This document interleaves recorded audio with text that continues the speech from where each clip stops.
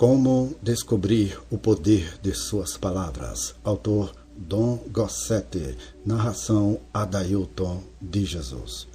O ano em que descobri a importância do que algumas pessoas chamam de simples palavras foi o mais duro de toda a minha vida. Todo ele foi cheio de sofrimento e problemas. Chegou o mês de agosto e no dia 15 nasceu nossa filha Jeane Michele. Foi um parto muito difícil para minha esposa. Nosso médico não estava em casa. Seu substituto, um alcoólatra inveterado, veio ver minha esposa quando ela chegou ao hospital, mas o seu desejo incontrolável de beber afastou-o na hora exata do parto propriamente dito. Minha esposa ficou na sala de parto por um longo tempo, enquanto as enfermeiras tentavam freneticamente localizar o médico. Percebi que havia alguma espécie de crise e comecei a orar de todo o coração. Finalmente encontraram o médico e Jeane nasceu. Contudo, imediatamente tornou-se visível que ela não tinha a saúde e a força de nossas outras filhas quando nasceram.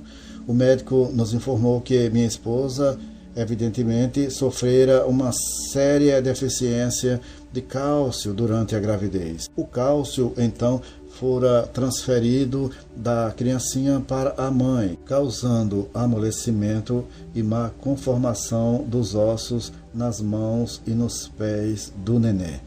Ele nos disse que as mãos provavelmente poderiam se recuperar aos poucos através de massagens, mas que os pés deformados, do tipo que Jeane tinha ao nascer, geralmente eram irreversíveis, mesmo com cirurgia. Além de tudo, a criancinha sofria de dificuldades respiratórias e ele não nos podia prometer que sobreviveria. Estava em condições críticas. Aparelhos de gesso foram colocados nos pés de Jeane. Ela foi posta numa incubadora por causa da respiração e uma enfermeira especializada foi indicada para fazer massagens em suas mãos diariamente. Tivemos que deixá-la no hospital e levei minha esposa para casa. Uma vez que minha esposa ainda estava bastante fraca por causa do parto, eu é que tinha de visitar o bebê todos os dias no hospital. Ficava sentado ao lado da incubadora, observando como ela dava pontapés com os pés, batendo os aparelhos de gesso um contra o outro. Só tinha permissão de segurá-la durante alguns preciosos momentos por dia. Por isso, passava a maior parte do tempo orando, pedindo a Deus que tocasse aquela criancinha e lhe desse saúde e força. Finalmente, pudemos trazer Jeane para casa. Era de partir o coração, ouvi-la batendo com os aparelhos de gesso quando mexia os pezinhos.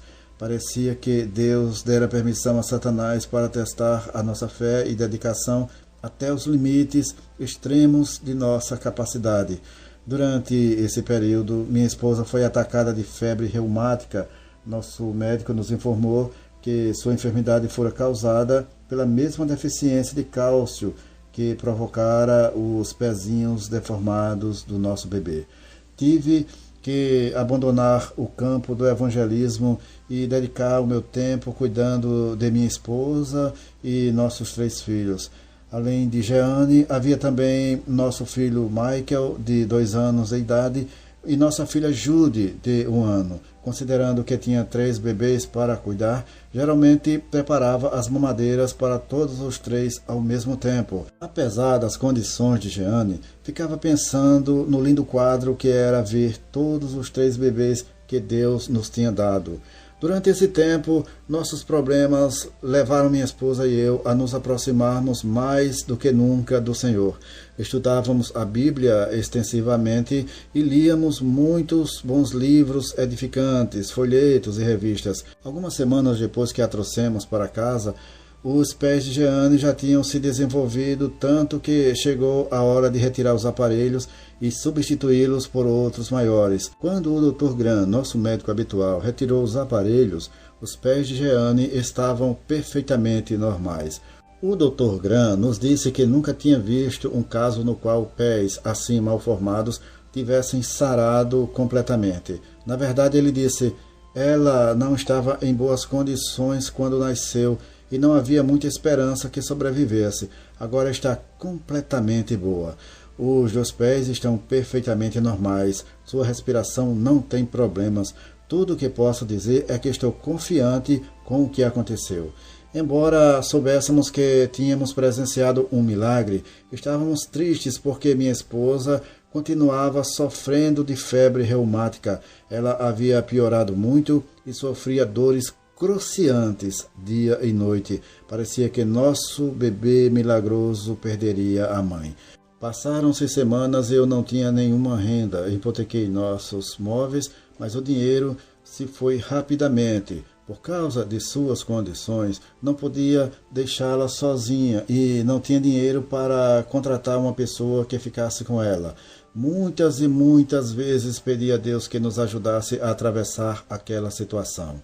Numa noite inesquecível, eu lia o Salmo 27 para minha esposa, quando, subitamente, o Espírito Santo deu vida à passagem para mim. Voltei-me entusiasmado para ela e disse, querida, você ouviu? Ouvi o quê, Dom? Ela tinha permitido a mente divagar enquanto eu estivera lendo. Não podia culpá-la, estava de cama havia meses com febre reumática. Sua pele não tinha cor, seus pés e pernas estavam 2 vezes maiores que o tamanho normal de tão inchados e suas forças estavam lentas e seguramente decaindo. Apesar do fato de muitos de nossos amigos terem vindo visitá-la para orar por ela, não havia nenhuma melhora permanente. As perspectivas eram tão negras que eu temia que o anjo da morte estivesse à nossa porta. Estávamos realmente passando por uma prova de fé. Naquela noite, enquanto ela me olhava interrogativamente, pulei de minha cadeira, repetindo o primeiro versículo do Salmo 27. O Senhor é a fortaleza da minha vida. Quando estas palavras criaram vida diante de mim, abracei minha esposa e disse novamente, querida, você ouviu esta passagem? O Senhor é a fortaleza de sua vida. Ela repetiu calmamente aquelas palavras em voz alta. O Senhor é a fortaleza da minha vida. Enquanto o Espírito Santo concedia vida àquelas palavras para ela, o olhar apático sumiu de seus olhos e com uma vibração que não ouvia há muito e muito tempo, ela exclamou, sim, eu estou entendendo. O Senhor é a fortaleza da minha vida. Uma alegria que eu não sentia há muito tempo tomou conta de mim. Mal podia me controlar enquanto exclamava, querida, se o Senhor é a fortaleza da sua vida, então você não tem de ficar deitada nesta cama. Você não precisa continuar fraca e doente. Em nome de Jesus, levante-se e ande. Levantar e andar depois de todos estes meses na cama? Seu rosto parecia perplexo. Então, confiantemente, levantou-se devagar. Percebi uma expressão de fé substituir a dúvida e o desespero em seu rosto. Enquanto lutava para ficar de pé, gritou exultantemente, o Senhor é a fortaleza da minha vida. Pude ver claramente que sentia dores como sempre e que seus pés ainda estavam inchados quando os colocou no chão. Mas agora esquecera-se de si mesma, não agia pelo que estava sentindo, pensava e se apoiava na palavra poderosa e infalível, e agora exclamava com ousadia, o Senhor é a fortaleza da minha vida, reivindicando a força divina para curar o seu corpo enfraquecido. Saiu da cama, enquanto atravessava o quarto sem vacilar, continuou repetindo alegremente, o Senhor é a fortaleza da minha vida. O Senhor é a fortaleza da minha vida. Quanto mais repetia a palavra de Deus, mais minha esposa recebia forças de Deus. Bem ali, Diante dos meus olhos, a dor sumiu, e o inchaço diminuiu, e a descoloração desapareceu gradualmente. 2 médicos constataram que ela foi completamente curada da febre reumática que aleja e mata. Nunca mais, daquele dia até hoje, ela voltou a sofrer dessa terrível enfermidade. Na noite em que minha esposa foi curada da febre reumática, foi que eu constatei que você recebe o que você diz. Eu creio que recebemos o que declaramos, porque Deus honra a sua palavra, e a sua palavra diz que se alguém crer que se fará o que diz, assim será com ele. Marcos capítulo 11, versículo 23. Terá o que diz. Esta é uma promessa bíblica impressionante, tão impulsionante que levou algum tempo até que eu a percebesse. Salomão disse: o que guarda a sua boca e a sua língua, guarda a sua alma das angústias. Provérbios capítulo 21, versículo 23. E Jesus disse: toda palavra frívola que proferirem os homens, dela darão conta no dia de juízo, porque pelas tuas palavras serás justificado, e pelas tuas palavras serás condenado. Mateus capítulo 12, versículo 36 e 37. Contudo, apesar de estar familiarizado com estas muito conhecidas citações bíblicas, de um certo modo, jamais me ocorrera antes que a promessa assim será com ele era uma espada de 2 gumes, pois podia trabalhar em meu favor ou contra mim, dependendo do que eu dissesse.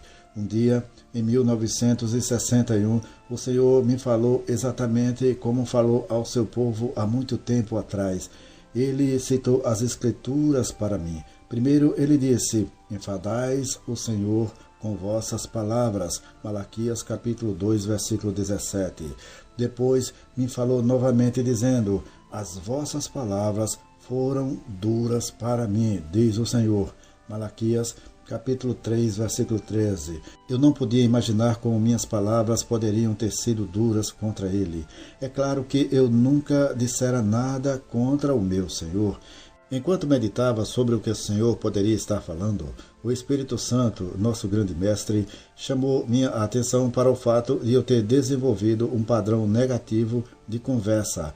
Constantemente, eu, naqueles tempos, usava as frases eu não posso ou eu tenho medo, enquanto a palavra de Deus me dizia eu posso e também dizia não temas.